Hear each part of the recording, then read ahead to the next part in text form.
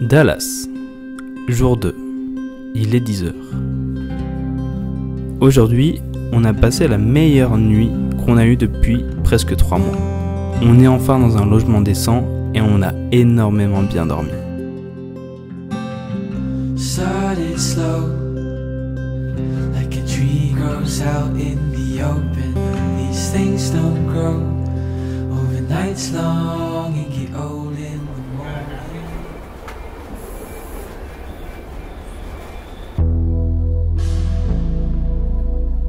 Aujourd'hui, on va dans un endroit que j'avais bien aimé quand j'étais petit. Ça s'appelle le Stockyard et c'est à Fort Worth, à côté de Dallas. Mais qu'est-ce que c'est le Stockyard ? Le Stockyard, c'est un endroit où il y a encore l'agriculture des cow-boys et l'esprit carrément typique du Far West. C'est authentique, ça n'a pas été recréé, c'est quelque chose qui existe et qui est toujours en place depuis des années. Du coup, on a décidé de prendre le train et d'aller direction Fort Worth. Et je vais vous raconter la rencontre que j'ai faite en fin de journée, qui est relativement incroyable. À croire que les planètes se sont alignées à ce moment-là. Donc je vais vous conter un petit peu ce qui s'est passé, mais avant que je l'ai vécu. Bref, à la gare, on cherche le train. On n'arrive pas à trouver parce que leur système il est vraiment mal fait. À côté de nous, il y a un homme, un peu plus âgé que moi, enfin carrément plus âgé que moi, qui cherche aussi. On parle en anglais parce qu'on essaye de communiquer tant qu'on peut sans notre accent éclataxe. Et là, il y a une jeune fille qui nous fait « Hey, mais vous êtes français ?» Et du coup, on répond « Ouais, t'es français ?» Et du coup, on commence à parler avec Lina, avec elle. Et elle est de Lyon, pas loin de chez nous. Et elle est en stage de français aux États-Unis, à Dallas. Ceux qui ont vu le dernier épisode, vous commencez à voir le rapprochement petit à petit.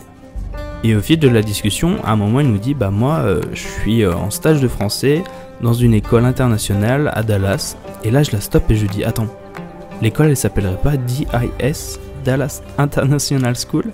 Et elle me répond « Bah ouais, comment tu sais ?» J'ai dit « Bah, j'ai fait une partie de ma maternelle là-bas. » Et je trouve ça incroyable, du coup, de parler français avec une prof en devenir qui est dans cette école-là. Et du coup, qui est hébergé le temps de son stage chez un des parents qui a sa fille à l'école là-bas. Un parent assez proche de l'école et de la vie de l'école. Ce parent en question, ce monsieur, je commence à lui parler et je m'entends relativement bien avec lui. Le feeling passe directement et la discussion y est très facile. Il me pose beaucoup de questions sur mon travail et je lui réponds avec enthousiasme. J'essaie de lui expliquer en quoi correspond le travail d'influenceur.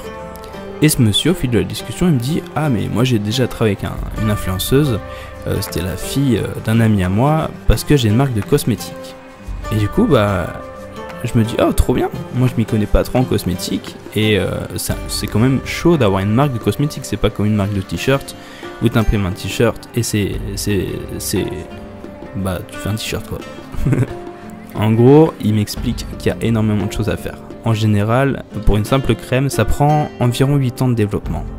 Parce qu'il y a tous les tests cliniques et puis il y a plein d'études à faire. Mais ce monsieur-là, il n'a pas juste une marque de cosmétiques.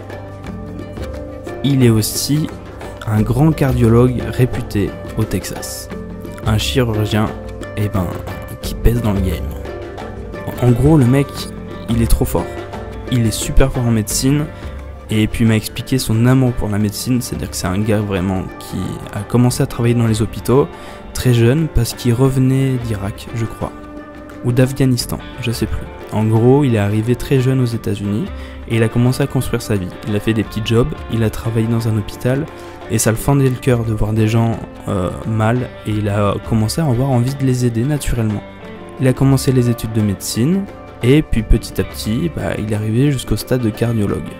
Cardiologue, pour ceux qui ne savent peut-être pas ce que c'est quelqu'un qui soigne les maladies du cœur. C'est une médecine relativement pointue, parce que c'est un petit peu le moteur Ferrari de notre corps humain. Et cet homme-là, qui est parti de rien, il a vécu carrément le rêve américain. Et sa fille est à l'école DIS. Petit à petit, on apprend que l'école où on était quand on était petit, l'école qui nous prenait en compte nos frais de scolarité parce que nos parents étaient profs là-bas, l'année de maternelle coûte 25 000 $, pardon. C'est énorme. Bref, c'était une rencontre assez agréable. J'ai grave aimé parler avec ce monsieur qui était rempli d'amour et de partage, et j'en garde un bon souvenir. On garde contact, j'ai son numéro, et il est temps pour nous de rentrer à la maison. Je vous dis à demain pour le 4e jour à Dallas, ou le 3e, je sais plus.